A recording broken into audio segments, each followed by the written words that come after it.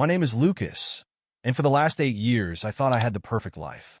Jennifer, my wife, was my partner in everything. She was brilliant, driven, and always seemed to have everything under control. She had a high-powered job in marketing, balancing long hours with motherhood in a way that always left me in awe. We have 2 children, Sophia, our bright, bubbly 7-year-old, and Noah, our curious 5-year-old who's already obsessed with dinosaurs. They were the heart of our world, and we did everything for them. Our weekends were filled with trips to the park, family movie nights, and pancake breakfasts. From the outside, we were the definition of a happy family. But lately, something had changed. Jennifer had always been busy, but now she seemed distracted. I'd catch her staring at her phone with a look I couldn't quite place. She was quieter at dinner, more reserved when we talked about our days. It wasn't like her. "Work's just crazy right now," she said one evening when I asked if everything was okay. "This new client is demanding, and I'm trying to make sure everything's perfect." I wanted to believe her. Jennifer was a perfectionist to her core, and work stress wasn't unusual. But the way she said it, the way her voice wavered ever so slightly, made me wonder if there was more to the story. It started with little things. Jennifer had always been open about her phone, leaving it on the counter, handing it to me to look at pictures of the kids. But now, it was always with her, locked with a passcode I didn't know. I noticed her texting late at night, her face illuminated by the glow of her screen. When I walked into the room, she'd quickly tuck the phone away or flip it face down. "Who are you talking to?" I asked casually one night. "Just some co-workers," she replied, her tone a little too breezy. "We're brainstorming ideas for the campaign."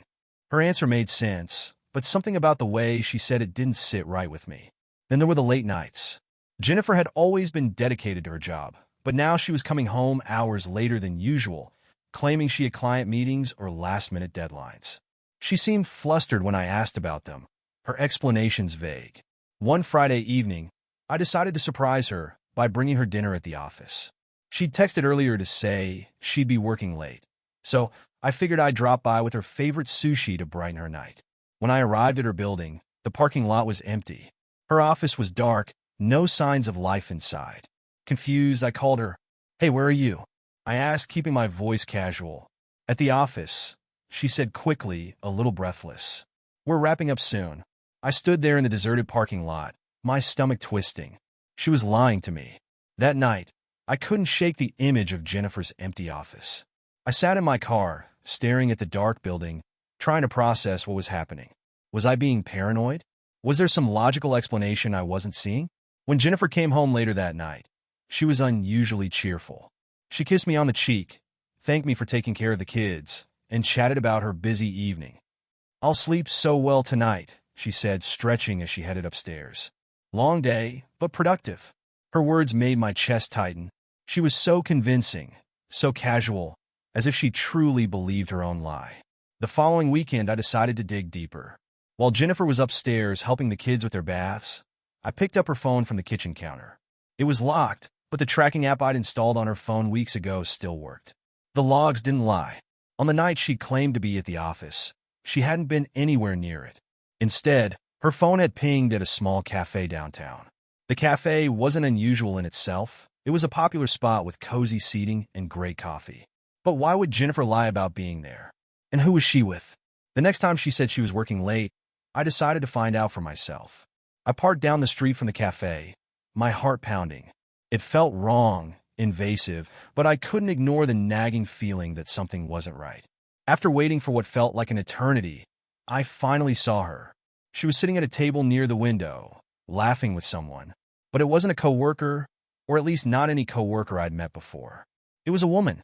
She had short, sleek hair, wore a tailored blazer, and carried herself with an air of confidence that immediately caught my attention. The two of them were sitting close, their heads bent together, talking in low voices. Jennifer's face was animated, her eyes sparkling in a way I hadn't seen in months. Then it happened. Jennifer reached across the table, placing her hand on the other woman's. The woman smiled, leaned forward, and kissed Jennifer on the lips. I felt like the ground had dropped out from beneath me. I drove home in a daze, my mind racing. Jennifer, my wife, the mother of my children, was cheating on me. And not just with anyone, with another woman. The anger came in waves, crashing over the initial shock. How could she do this? How long had this been going on? Had our entire marriage been a lie? When Jennifer came home that night, she acted as if everything was normal. She kissed the kids goodnight, chatted about her busy meeting, and didn't even flinch when she saw me sitting stiffly on the couch. "Everything okay?" she asked, tilting her head. "Fine," I said, my voice clipped. Her brow furrowed, but she didn't press further. I stayed awake long after she went to bed, staring at the ceiling, trying to figure out what to do next. Confront her? Demand answers? Or let it go and pretend I didn't know? The next morning, I couldn't hold it in any longer. "Who's the woman?" I asked as she stood at the kitchen counter, sipping her coffee. Jennifer froze, her cup halfway to her lips. "What are you talking about?" "The cafe," I said, my voice shaking. "I saw you with her. I saw you kiss her." Her face turned pale, but then her jaw tightened. "You were following me?" "Don't turn this around on me," I snapped. "You lied to me. You've been sneaking around, meeting her behind my back." "Who is she, Jennifer?" She set her coffee down, her hands trembling. "Her name is Rachel," she said quietly.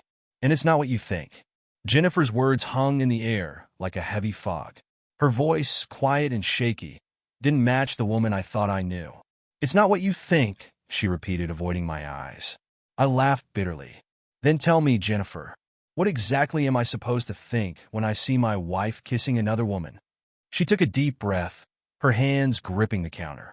"Her name is Rachel," she said again. "She's my therapist." My stomach churned. "Your therapist?" Jennifer nodded, her expression unreadable. "I started seeing her a few months ago. I was struggling, Lucas. With work, the kids, us. I didn't know how to talk to you about it, so I found someone who could help." "And you decided sleeping with her was the solution?" I shot back, my voice rising.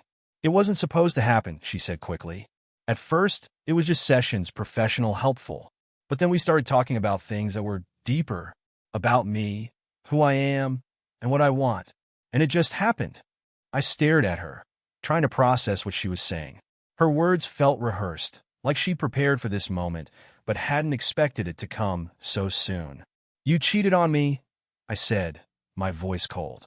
"With someone who was supposed to help you fix your problems. Do you even hear how messed up that sounds?" "I'm sorry," she whispered, tears brimming in her eyes. "I didn't mean for it to get this far." "Then why didn't you stop?" I asked, my voice breaking. "Why didn't you come to me?" She didn't answer. The rest of the day was a blur. Jennifer stayed out of my way, giving me space, but her silence only fueled my anger. Every time I thought about her with Rachel, my stomach twisted. I couldn't help but wonder how deep this went. If Rachel was her therapist, wasn't this some kind of professional violation? And if Jennifer had been seeing her for months, what else had she been lying about? That night, I decided to find out. While Jennifer was putting the kids to bed, I searched for Rachel's name online. It didn't take long to find her website, a sleek, professional page with glowing testimonials from clients. But as I scrolled through her credentials, something caught my eye. Rachel wasn't just a therapist. She was also listed as a life coach and relationship strategist. Her site was filled with vague, feel-good language about helping clients achieve their true selves. It felt less like therapy and more like manipulation wrapped in self-help jargon. I dug deeper, searching for reviews or complaints, but there was little information beyond the polished surface. Still, something about her didn't sit right with me. The next day, I called her office, pretending to inquire about services. "Hi," I said, keeping my voice steady. "I was referred to Rachel by a friend and wanted to know if she's accepting new clients." There was a pause before the receptionist replied. "I'm sorry, but Rachel isn't taking on new clients at the moment. Can I get your name and contact information for the waitlist?" "Sure," I said, giving a fake name. "And just out of curiosity, does she offer private sessions outside the office?" The receptionist hesitated. "I'm not sure what you mean." "Like at a cafe or another location," I said, "for convenience." "I don't think so," the receptionist said, her tone uncertain. "All sessions are conducted here at the office." I thanked her and hung up, my suspicions deepening. If Rachel wasn't meeting clients outside her office, then what was she doing with Jennifer? That evening, I confronted Jennifer again. "You said Rachel's your therapist," I said as we sat at the kitchen table. "But her office says she doesn't do sessions outside of her practice. So, what's really going on?" Jennifer's face darkened. "You called her office?" "Don't deflect," I snapped. "Answer the question." She hesitated, her hands clenching into fists. I told you. It started as therapy, but it's more than that now. More than that, I repeated, my voice rising. So, she's not just your therapist. She's your lover? Your confidant? What else, Jennifer? What else are you hiding? Her eyes filled with tears, but I didn't care. She had crossed a line, and I wasn't going to let her manipulate me any longer. Rachel helped me see things about myself that I didn't understand before, Jennifer said finally. About who I am, what I want. She made me feel alive. Her words cut deep, but they also left me with more questions. What did she mean by what I want? And why did it feel like there was still more she wasn't telling me? Jennifer's words haunted me for days. She made me feel alive. What did that mean? Was it an excuse for her betrayal? Or was there something deeper at play? I decided to investigate Rachel further. If she had influenced Jennifer to this extent, I needed to know who she was and what she was truly after. That night, while Jennifer was out, I searched for anything I could find on Rachel. Digging past the polished veneer of her professional website, I stumbled upon a local blog discussing unorthodox therapy methods in the area. One post mentioned Rachel by name, describing her as someone who blurred the line between therapy and personal entanglements. The post described how Rachel had been accused of manipulating vulnerable clients, encouraging them to cut ties with their families under the guise of finding their true selves. My blood ran cold. Was that what she was doing to Jennifer? The next day, I called the author of the blog, a former client named Laura. She was hesitant at first, but after I explained my situation, she opened up. Rachel has a way of getting inside your head, Laura said. She's charming, confident, and persuasive. She makes you feel like she's the only one who understands you. But then she starts pushing you to question everything. Your relationships, your choices, even your identity. Before you know it, you're doing things you never thought you'd do. Like what? I asked, gripping the phone tightly. She convinced me to leave my husband, Laura said. Told me he was holding me back. I thought I was finding freedom, but really, I was just falling deeper into her control. She knows how to twist your emotions to get what she wants. Her words hit me like a punch to the gut. Rachel wasn't just a therapist, she was a predator. And Jennifer was caught in her web. That night, I confronted Jennifer again. I couldn't hold back any longer. Rachel isn't who you think she is, I said as soon as the kids were asleep. Jennifer looked up from her laptop, frowning. What are you talking about? I spoke to someone, I said, a former client of hers. Rachel manipulates people, Jennifer. She twists them into thinking they're unhappy, that they need her. She's doing it to you. Jennifer's expression darkened. You don't know what you're talking about. Don't I? I shot back. She's convinced you to betray your family, to throw everything we've built away. For what? To find yourself. What does that even mean? She didn't convince me to do anything, Jennifer said, her voice rising. She helped me realize that I've been living a lie, that I've been pretending to be someone I'm not, just to make you happy. Her words cut deep, but I couldn't let them distract me. Do you even hear yourself? She's controlling you, Jennifer. She's using you, and you're letting her. Jennifer stood up, her hands shaking. You don't understand, she said, her voice breaking. Rachel cares about me. She's the only one who's ever cared about what I want. And what do you want? I asked, my voice soft but firm, because it sure doesn't seem like it's this family anymore. She didn't answer. Instead, she stormed upstairs, slamming the door behind her. That night, I lay awake, my mind racing. Jennifer was slipping further away, and Rachel was pulling the strings. But I wasn't going to let her take my wife without a fight. The next day, I reached out to Rachel directly. I told Jennifer I was taking the kids to the park, but after dropping them off at my sister's house, I drove to Rachel's office. When I walked into the waiting room, the receptionist looked surprised. Do you have an appointment? No, I said, my voice firm. But I need to speak with Rachel. It's urgent. After a brief hesitation, she nodded and led me to a small, sleek office. Rachel was sitting behind her desk, her expression cool and professional. Lucas, isn't it? She said, rising to shake my hand. Jennifer mentioned you. Good, I said, not bothering to shake her hand. Then you know why I'm here. Her smile faltered slightly, but she quickly recovered. Why don't you take a seat? Let's talk. I remained standing. I know what you're doing, I said bluntly. I know how you manipulate your clients, how you twist their thoughts until they're completely dependent on you. Rachel tilted her head, her expression almost amused. You sound upset. Is this about Jennifer? This is about you, I snapped. About how you've used your position as a therapist to insert yourself into my marriage. You're exploiting her, and I won't stand for it. Rachel leaned back in her chair, crossing her arms. Jennifer came to me because she felt trapped, she said calmly. Because she felt unheard and unfulfilled. All I did was help her see the truth about herself. You call convincing her to destroy her family help? I shot back. She's not destroying anything, Rachel said, her voice dripping with condescension. She's finding freedom. And maybe you should ask yourself why she felt the need to come to me in the first place. Her words stung, but I refused to let her rattle me. You're not going to win, I said firmly. Whatever hold you think you have on her, I'll break it. Rachel's smile returned, but it was colder now, more calculating. Good luck with that, she said. Jennifer makes her own choices. Maybe it's time you accepted that. I left Rachel's office feeling shaken. Her confidence, her calm, everything about her seemed designed to make me doubt myself. Was I really fighting for Jennifer, or was I fighting to hold on to something that was already gone? When I got home, Jennifer was waiting for me, her arms crossed.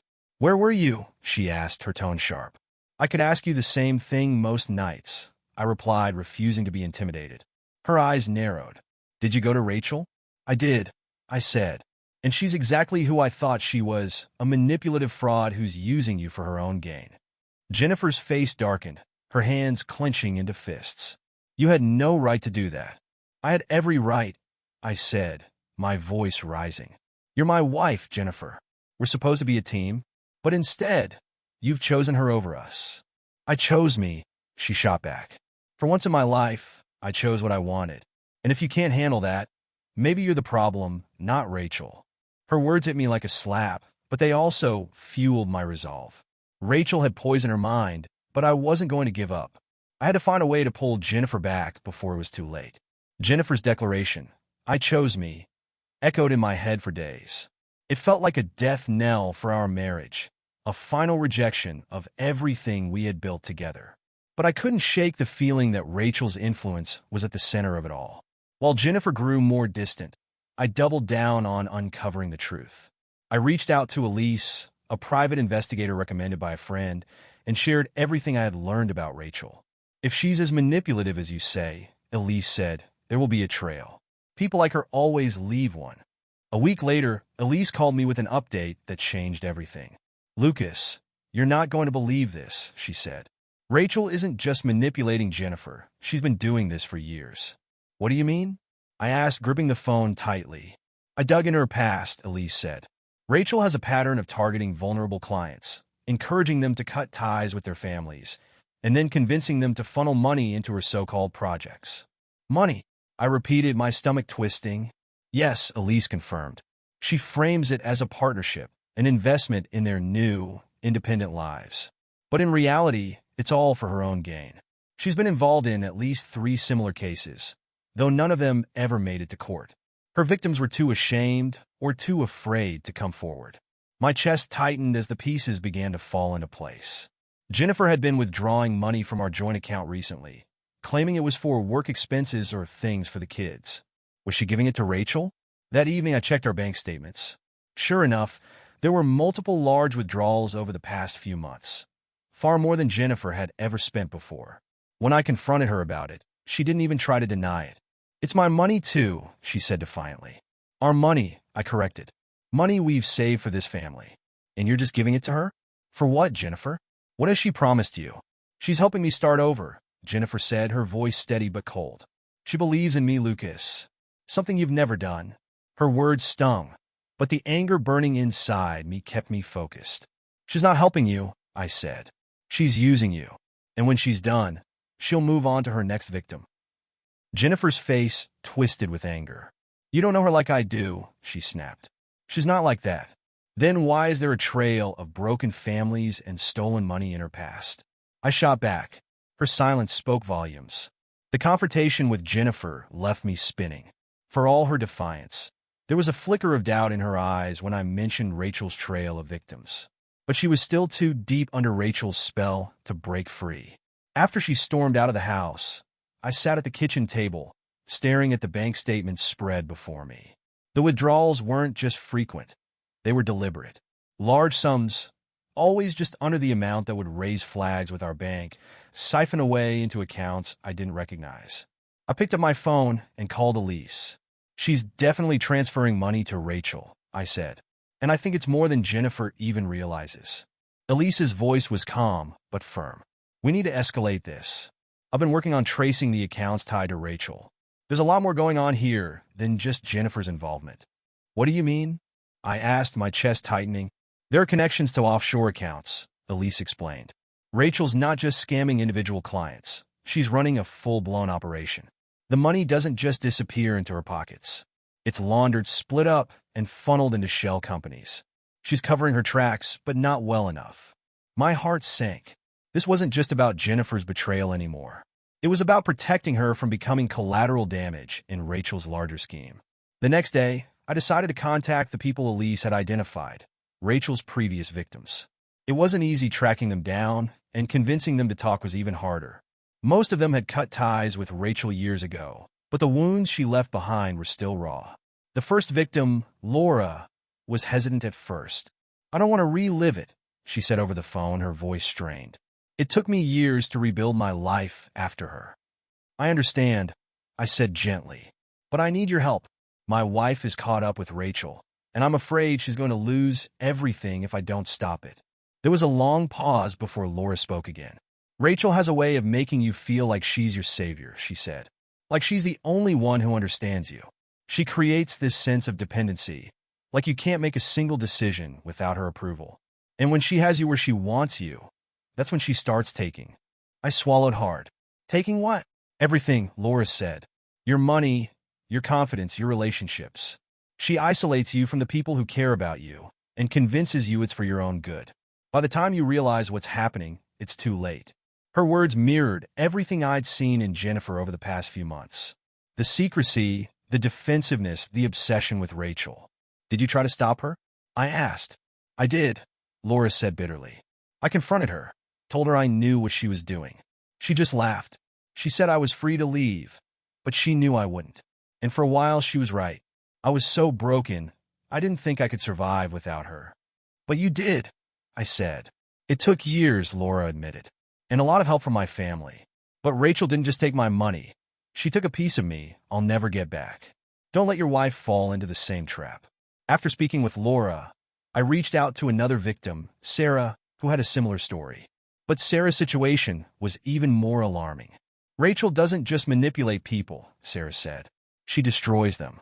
When I started pulling away, she spread lies about me to my co-workers and friends. She made it impossible for me to get my life back. I lost my job, my reputation, everything." "Why didn't you go to the police?" I asked, horrified. "I tried," Sarah said. "But Rachel's smart. She knows how to cover her tracks.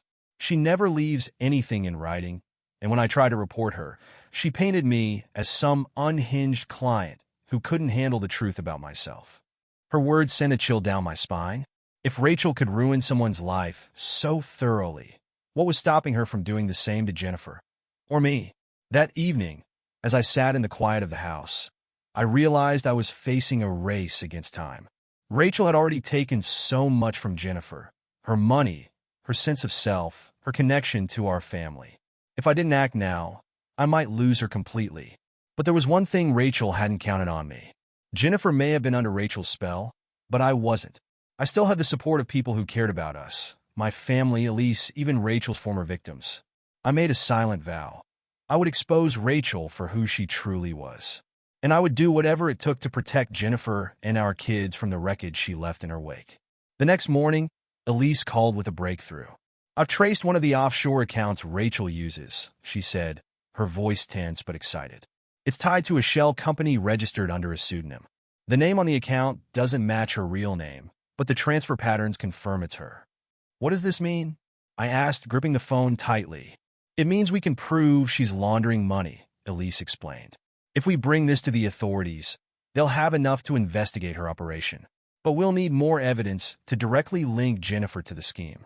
Right now, it looks like Rachel has kept her in the dark about the larger operation." My chest tightened. Jennifer might not have known about the full extent of Rachel's manipulation, but she was still tangled in her web. What happens to Jennifer if this goes public? I asked. It depends, Elise said. If we can prove she was coerced or misled, she might avoid legal consequences. But we'll need her cooperation. I thanked Elise and hung up, my mind racing. Convincing Jennifer to turn against Rachel felt impossible, but it was the only way to protect her and our family. That evening, I sat down with Jennifer after the kids were in bed. She looked guarded, her arms crossed as if bracing for another argument. We need to talk, I said, my voice calm but firm. She sighed. What now, Lucas? I know about the money, I said. I know you've been transferring it to Rachel, and I know she's been using you as part of a larger scheme. Jennifer's eyes widened, but she quickly masked her shock with anger. You don't know what you're talking about. I do, I said, holding up the bank statements. And so do the authorities. Rachel isn't just your therapist, Jennifer. She's a con artist. She's using you to fund her operation, and if you don't cut ties with her now, she's going to take you down with her. Jennifer stared at the statements, her face pale. You don't understand, she said, her voice trembling. Rachel isn't like that. She cares about me. She's helped me more than anyone ever has. She's lying to you, I said. She's manipulating you, just like she's done to so many others. Do you really think you're the first person she's convinced to give her money? The first person she's made feel special? Her eyes filled with tears, but she shook her head. You're wrong. I spoke to her other victims, I said. I've seen what she's done to them. She doesn't care about you, Jennifer. She cares about what she can take from you. Jennifer's hands trembled as she looked down at the statements. For the first time, I saw a crack in her defenses. What do I do? She whispered. You help me expose her, I said. You tell the authorities everything you know. It's the only way to stop her and to protect yourself. The next day, Jennifer agreed to meet with Elise. It was tense and awkward, but Elise handled the situation with care, walking Jennifer through the evidence we had gathered. At first, Jennifer was defensive, refusing to believe Rachel could be capable of such a scheme. But as Elise laid out the connections, the offshore accounts, the shell companies, the testimonies from former victims, Jennifer's denial began to crumble. She used me, Jennifer said quietly, tears streaming down her face. I thought she cared, but I was just another pawn. It's not your fault, Elise said gently. Rachel is a master manipulator. She knows how to exploit people's vulnerabilities. But you can stop her from doing this to anyone else. Jennifer nodded, wiping her tears. I'll help, whatever it takes. The following week, Jennifer gave a statement to the authorities, detailing her relationship with Rachel and the money transfers. Her testimony, combined with Elise's evidence, was enough to open a full investigation into Rachel's operation. For the first time in months, I felt a glimmer of hope. Jennifer and I weren't back to normal. Not even close, but the walls Rachel had built between us were starting to come down. The weeks that followed were a whirlwind. With Jennifer's cooperation, the authorities launched a formal investigation into Rachel's schemes. They uncovered a tangled web of fraud, manipulation, and financial exploitation that spanned years. Rachel was arrested on multiple charges, including money laundering and conspiracy to defraud her clients. The evidence Jennifer provided played a critical role in the case, and her willingness to testify earned her immunity from legal repercussions. But while the legal battle was winding down, the personal one was far from over. Jennifer and I began therapy, not with Rachel, obviously, but with someone neutral. We knew we had a long road ahead of us. The betrayal, the lies, and the emotional distance Rachel had created couldn't be undone overnight. In those early sessions, Jennifer opened up about how lost she had felt before meeting Rachel. She admitted that she'd been struggling with her identity, with the pressure to be the perfect wife and mother, and with a deep sense of unhappiness she hadn't known how to articulate. I didn't know how to tell you, she said one evening after a session. I was afraid you'd think I was weak or ungrateful. And then Rachel came along, and she made me feel seen, like someone finally understood what I was going through. Her words were hard to hear, but they also gave me clarity. Jennifer hadn't turned to Rachel because she didn't love me or our family. She'd turned to her because she didn't know how to ask for help. The kids were resilient, though they asked questions we struggled to answer. Sophia, ever perceptive, asked one night, "Why doesn't Mom talk about her friend Rachel anymore?" Jennifer and I exchanged a glance before I said, "Sometimes, people we think are our friends turn out to be not so nice." But the important thing is, we're all here together, and we love you very much. It wasn't a perfect answer, but it seemed to satisfy her. Months later, life began to feel normal again. Jennifer and I still had a long way to go, but we were working on rebuilding trust. She showed me her bank statements regularly, stopped blocking her phone, and was open about her whereabouts. It wasn't easy. Some nights, I lay awake, wondering if we'd ever fully recover from what had happened. But then I'd hear the kids laughing in the next room or see Jennifer helping Noah with his homework, and I'd remember why I was fighting for our family. One evening, as we sat on the porch after putting the kids to bed, Jennifer turned to me, her expression serious. "I know I don't deserve your forgiveness," she said quietly, "but I'm so grateful you didn't give up on me." I looked at her, the woman I had fallen in love with years ago, and saw someone who was deeply flawed but trying her best to make amends. "We're still here," I said. "That counts for something." She nodded, a small smile tugging at her lips. Rachel's trial made headlines, and her conviction brought some sense of justice.